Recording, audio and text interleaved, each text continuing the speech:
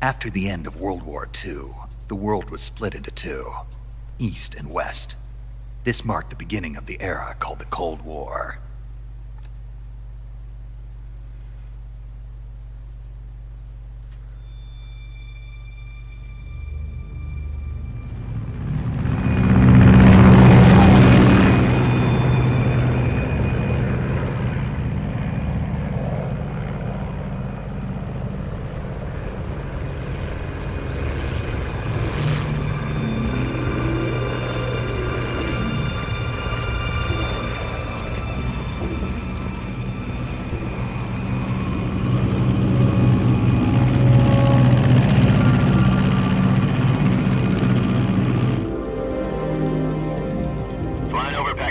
Altitude 30,000 feet. Approaching Soviet airspace.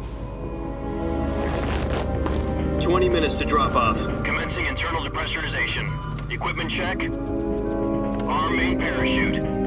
All right. You ready to go? Drop zone still showing a high pressure mass. Cav okay. Good. We've got high visibility.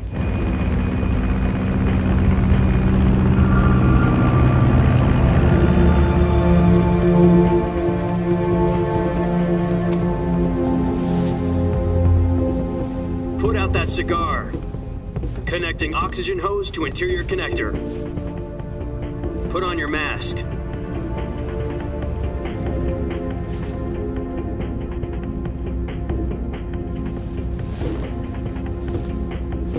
Does this panty waste know what he's doing? Approaching release point. 10 minutes to drop off. Hey, are you deaf? He said put out the cigar and put on your mask.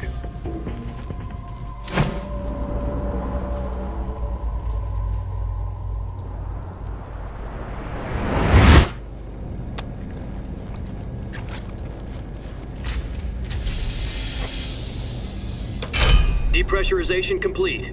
Checking oxygen supply. 6 minutes to drop off. Opening rear hatch.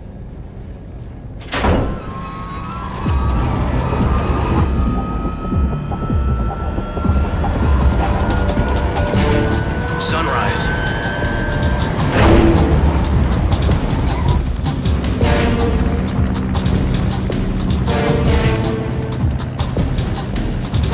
External temperature minus 46 degrees Celsius.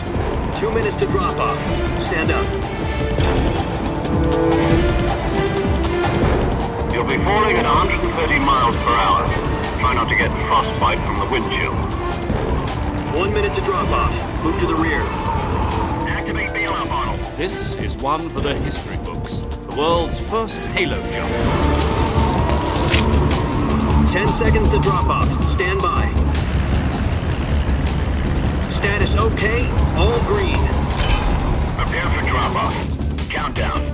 5, 4, 3, 2, 1. Spread your wings And fly. God be with you.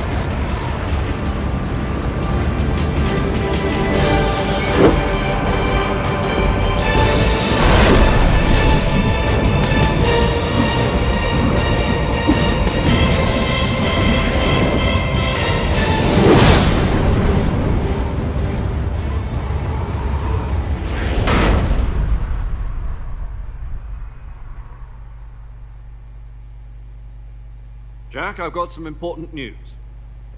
The head of the CIA has finally given us the green light for the virtuous mission. Virtual mission? No, the virtuous mission. The future of our Fox unit depends on it. If it succeeds, we'll be officially organized into a unit. Virtuous mission? Sounds like some kind of initiation ritual. You know, don't get cocky. This isn't a training op. Right. So what exactly is this wonderful mission? Well, about 2 years ago, a certain Soviet scientist requested asylum in the West through one of our moles. His name is Nikolai Stepanovich Sokolov. He's head of the OKB 754 Design Bureau, one of the Soviets' top-secret weapon research facilities, and the East's foremost expert on weapons development. Sokolov? Isn't he that famous rocket scientist? The very same. On April the 12th, 1961, the Soviets achieved the first manned spaceflight in history. The Earth was blue, but there was no God. Well spoken. The rocket that carried Yuri Gagarin to orbit was the A-1, known as the Vostok rocket. Sokolov is said to be the man most responsible for the multi-engine cluster used in that rocket. After Gagarin's flight, Sokolov left rocket development to become the head of the newly established Design Bureau. From a lowly technician to head of a design bureau, that's quite a success story, so why do you want to defect? It seems he'd become afraid of his own creations. Afraid? Call it a crisis of conscience. And for that, he left his country and his family behind and went over the fence? Not exactly. One of his conditions was that his family was also to be taken safely to the west. We used a mole to get the family out first, and succeeded in sneaking Sokolov over the Berlin Wall shortly afterwards. I was the one who conducted the operation. The security on the eastern side was still full of holes back then. Then what? We got Sokolov over in one piece, but the whole ordeal had left him exhausted, and we checked him into a hospital in West Berlin. It took him 2 weeks and more than 600 miles to get from the research facility in the Soviet Union to Berlin. He was in no condition to say anything coherent. And it was only a week later that we had something much bigger on our hands. The Cuban Missile Crisis. October the 16th, 1962, President Kennedy received word that the Soviets were in the process of deploying intermediate-range ballistic missiles in Cuba. The President demanded that the Soviets dismantle and remove the missiles. At the same time, he announced a naval blockade to prevent further missile shipments from reaching Cuba. But the Soviets didn't back down, instead placing their armed forces on secondary alert. Soviet transport ships carrying missiles continued on course towards Cuba. US and Soviet forces went on alert for an all-out nuclear war. Frantic negotiations were conducted through the UN's Emergency Security Council and unofficial channels to end the hair-trigger standoff. Finally, on October the 28th, the Soviet Union agreed to remove its missiles from Cuba, and so the world avoided a nuclear holocaust. But in order to get the Soviets to pull their missiles out, we had to make a deal. You mean the one where the US agreed to remove its IRBMs from Turkey? No. The Jupiter IRBMs deployed in Turkey were obsolete, and we were going to get rid of them anyway. They had no strategic value whatsoever to either the US or the Russians. The Turkey deal was a ruse, a cover story that was fed to the other intelligence agencies around the world. So what did the Russians really want? Sokolov. They wanted us to return Sokolov. You mean the Soviets pulled out of Cuba just to get their hands on Sokolov? That's right. What the hell was he working on? At the time, we had no idea. We were running out of time. It was either give up Sokolov or risk full-scale nuclear war. In the end, we had no choice. President Kennedy gave in to Khrushchev's demand. The next day, I got Sokolov out of the hospital, handing him over to agents on the eastern side. Sokolov kept on screaming, "Save me," until he disappeared from my side. Then, a month ago, we received some new information from one of our moles. About Sokolov? Yes. He was taken back to the research facility and forced to continue working on the weapon in question under KGB supervision. What's more, it's on the verge of completion. So what kind of weapon is it? Something to do with space rockets? No. Missiles. Same technology. I guess you're right. We don't know the details, but it appears to be a new kind of nuclear device.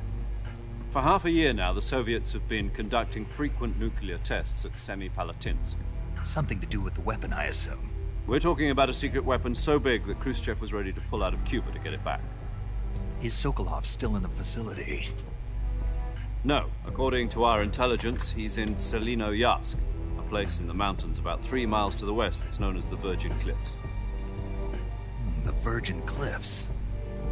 Nice name for a virtuous mission. They moved him there just recently. Why?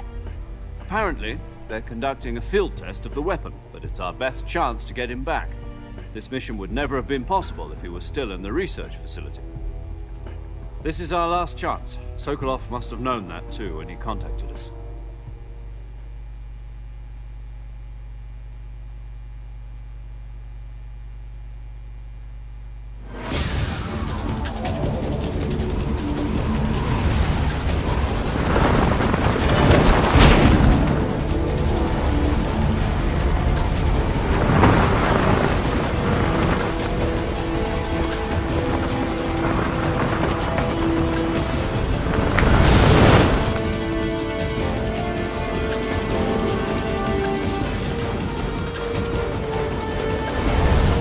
Listen up, Jack. Your mission is to infiltrate Selino Yask in the Soviet mountains, ensure the safety of Sokolov, and bring him back to the West.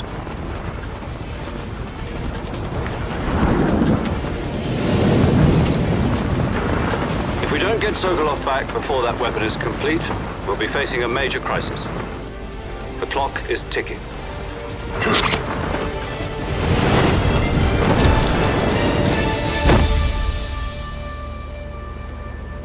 Once we've confirmed the rescue of Sokolov, stand by at the recovery point. A recovery balloon will be dropped at that point. Helium will be pumped into the balloon to inflate it. The process takes about 20 minutes. Once it's complete, the gunship's arm will latch onto the balloon and pull it up. The Fulton surface-to-air recovery system. I'm familiar with the theory. Take it easy. It's been combat-proven. Do you think Sokolov is up to it? The shock will be less than during a parachute jump, and the arm can handle up to 500 pounds. So you're planning on going over the border in a single combat Talon? She's equipped with two 6-barrel 20mm Vulcan cannons, as well as two 40mm machine guns. Sounds like she could hold her own against a battalion of tanks. Even with the fuel in the reserve tank, we're facing a 4-hour time limit. If all goes well, it shouldn't take more than a few hours. Home in time for dinner. But if anything goes wrong, you'll be eating dinner, breakfast, and all the rest of your meals in the jungle.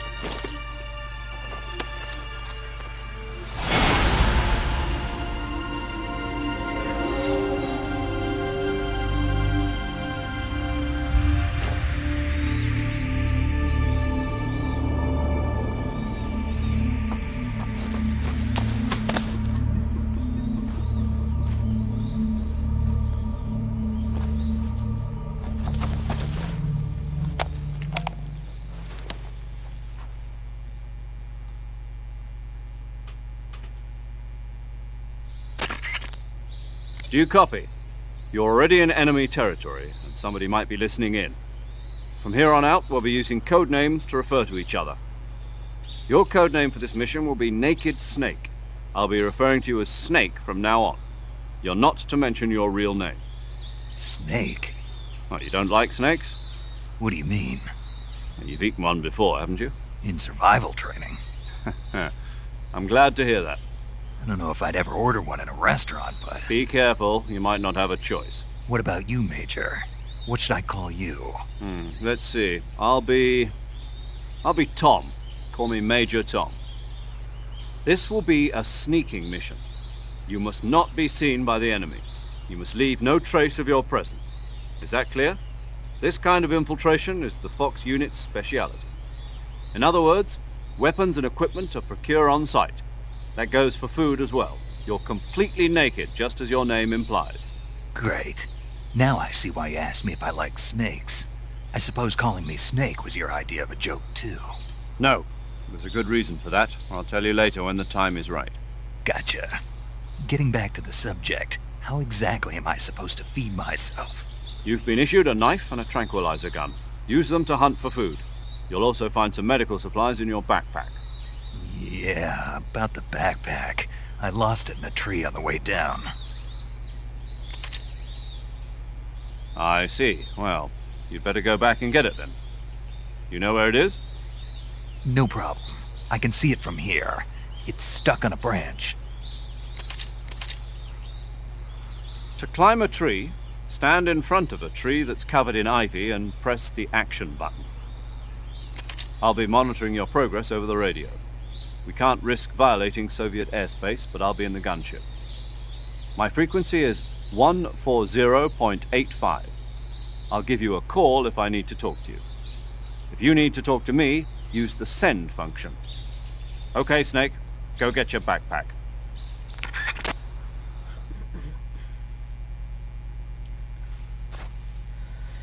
Y hola gente de YouTube, bienvenidos a un video más de mi canal, en este caso Metal Gear Solid 3 Snake Eater, básicamente la versión HD, ya que hace poco tiempo se anunció Metal Gear Solid Online para lo que va a ser de Metal Gear Solid The Phantom Pain al 5.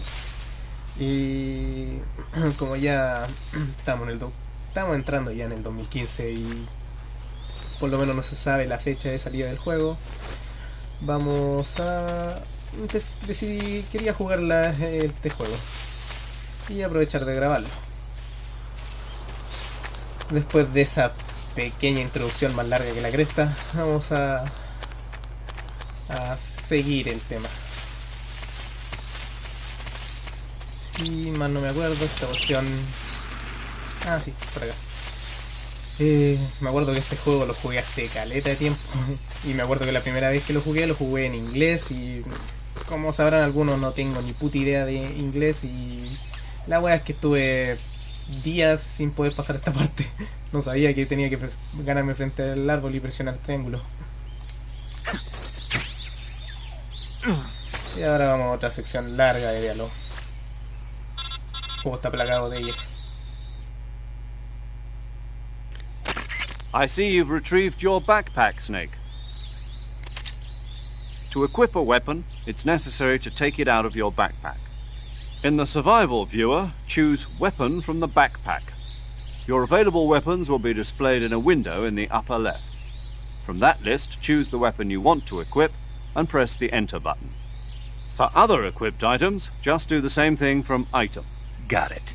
Use the survival viewer backpack. Yep, that's right. Survival is fundamental to this mission. After you've been out in the field for a while, your stamina will start to drop. If your stamina gets too low, it'll affect your performance. You won't be able to shoot accurately, for example, and your wounds won't heal as smoothly. Keep an eye on your stamina so you don't run out. To recover lost stamina, you can hunt for local flora and fauna. You can use either your tranquilizer gun or your knife to hunt. My only weapon is a Mark 22 Hush Puppy tranquilizer gun? That's right. It's been fitted with its own suppressor. However, the suppressor will deteriorate every time you fire. Once its durability reaches 0, the noise suppression effect will be gone. So don't get too trigger-happy with it.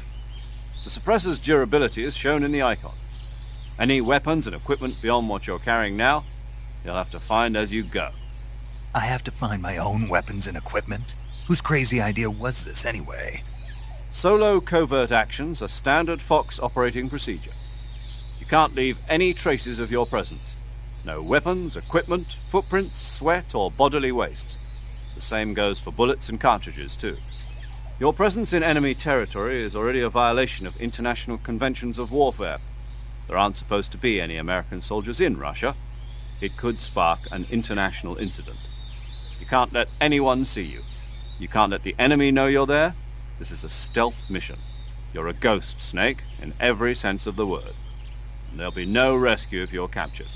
The military and US government will deny any involvement in the affair. Then I'll just have to take care of myself, huh? I'm afraid so. You've been given a fake death pill for that purpose.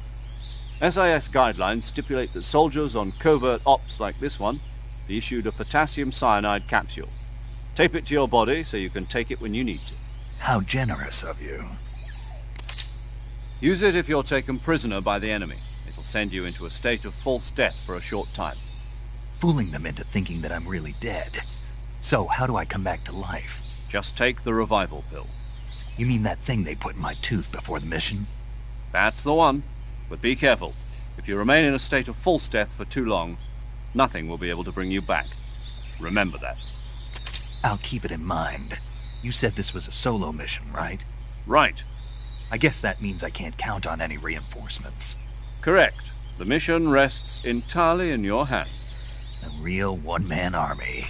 Relax. There's a support team ready to back you up over the radio. Who? I'll introduce them to you. This time, survival is of utmost importance.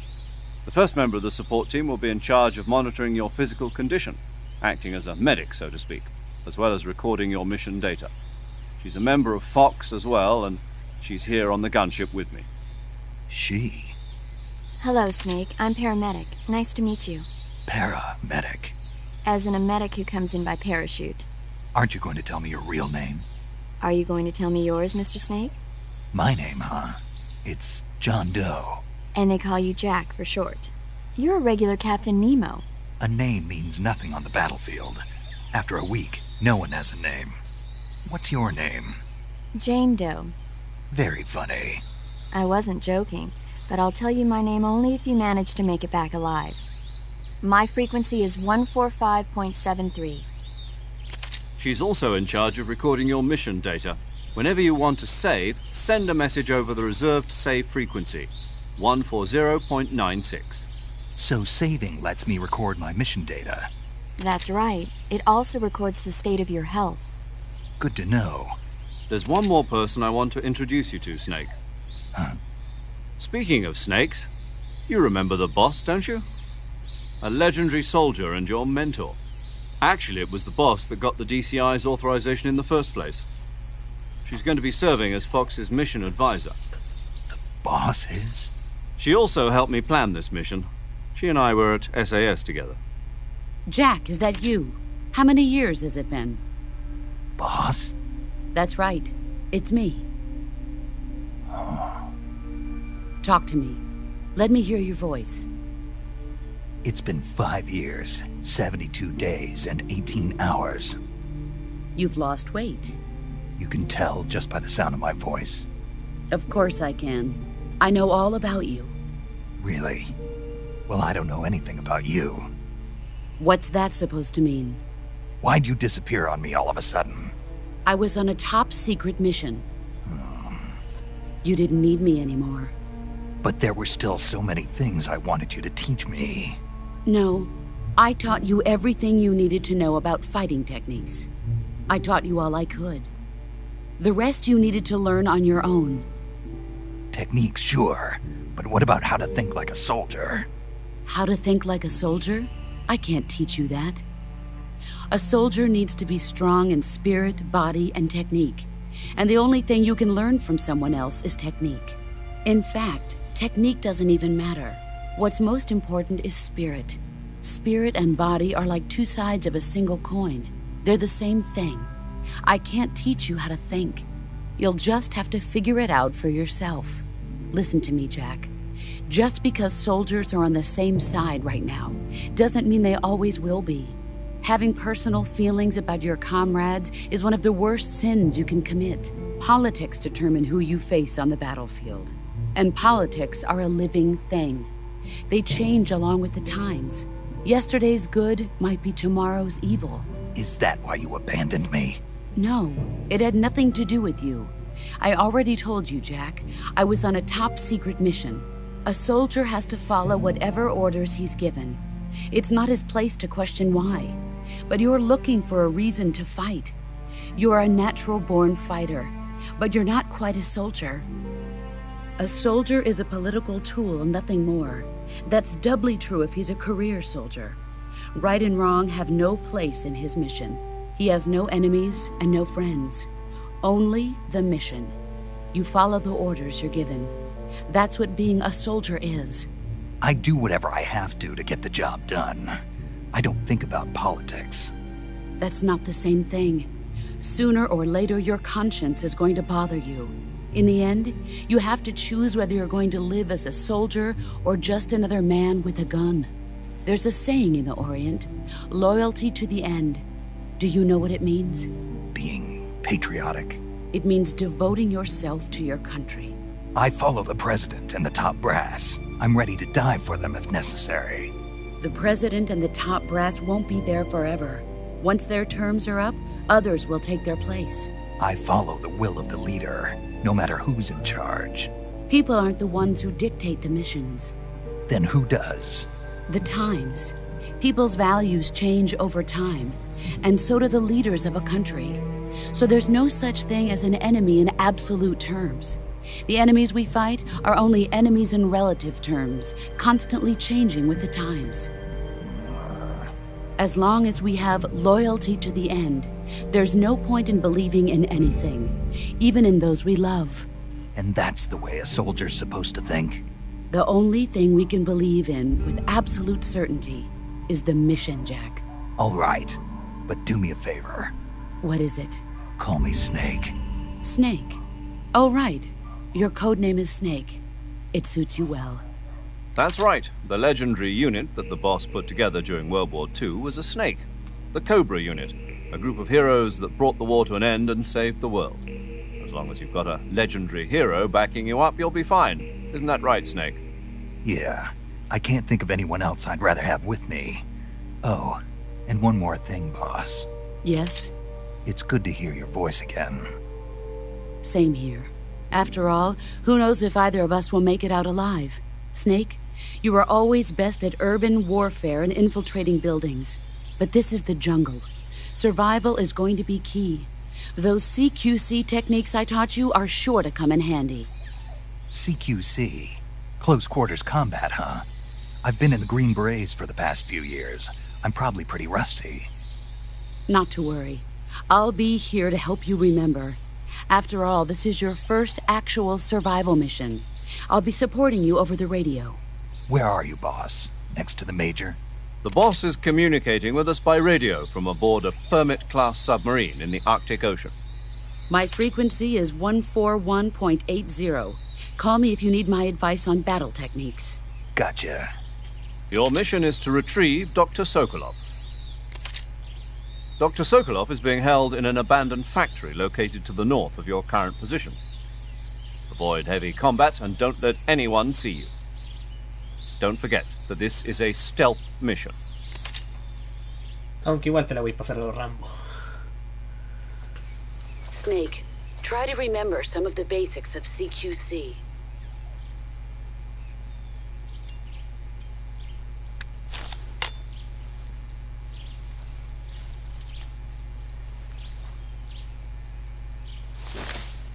Commencing virtuous mission now.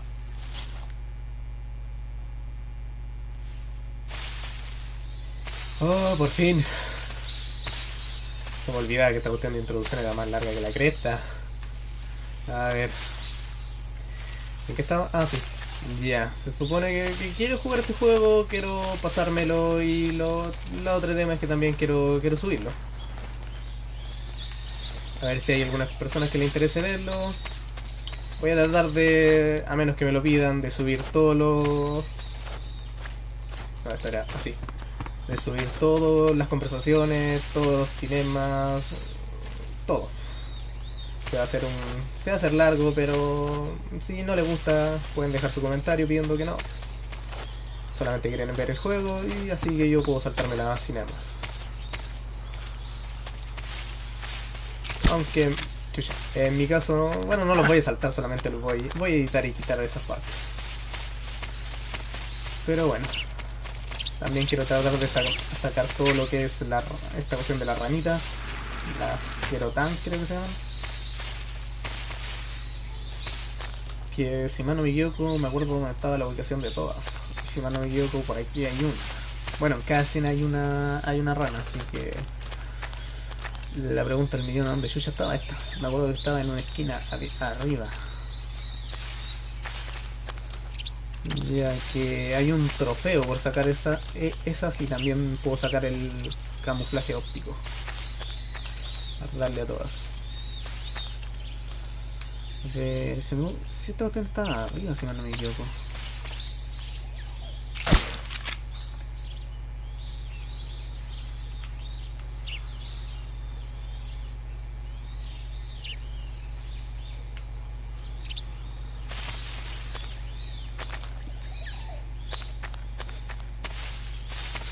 Esto está arriba, se me acuerdo que está arriba.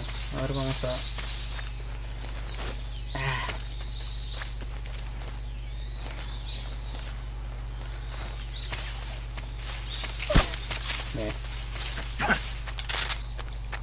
Sí, así recargo rápido el arma. A ver, esta es su moneda que estaba... Ahí está la weá.